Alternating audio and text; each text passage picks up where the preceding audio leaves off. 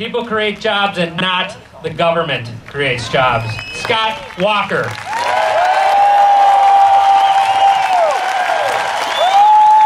afternoon. Good afternoon. It's good to see such a great crowd. Although, could you be a little more enthusiastic? What a great day to be American!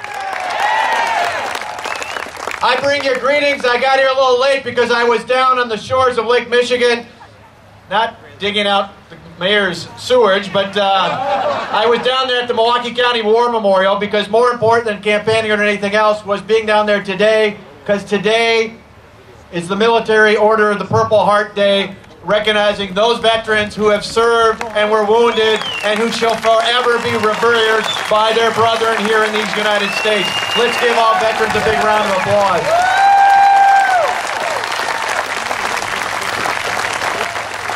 We talk about freedom. It can't happen without our veterans, those who've served and those who continue to serve. Thank you, thank you, thank you to them. I want to spend just a minute or two talking not about me, but about you and about all of us who care about this great state and this great country.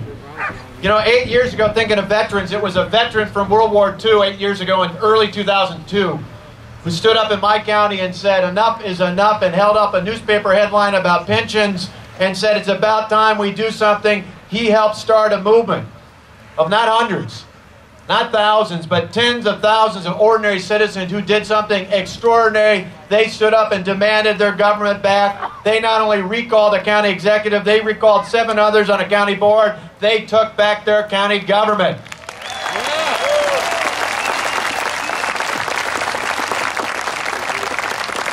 You know, early on when I first saw that, when they were told by the pundits they couldn't do it, and instead, in half the time they collected twice as many signatures as they needed, I realized the real emotion on display wasn't just anger, it was hope.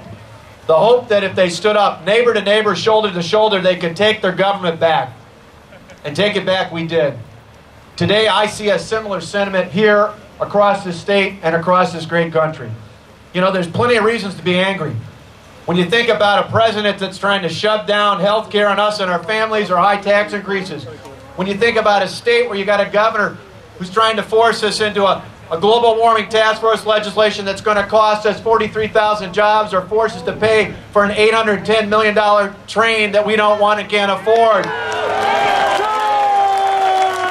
When you think about a mayor in Milwaukee who's claimed he was going to clean up the sewage system and yet dumped 8 billion gallons of sewage into our lake and our rivers, there are plenty of reasons to be angry. But you know what? We're not angry. We're motivated. Yeah. And that's because we've got hope. Hope in the American dream that if we stand up shoulder to shoulder, neighbor to neighbor yet again, just like the patriots who founded this country, we can take our government back, and take it back we will.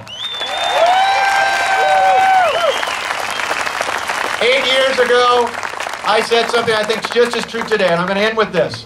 8 years ago, I said it's not about Republican or Democrat. It's not just about ideologically whether you stand on the right or you stand on the left. It's about who amongst us knows the difference between what is right and what is wrong. We know the difference. Help is on the way. You're going to make it possible come this November. God bless you for stepping up and fighting. Let's get her done.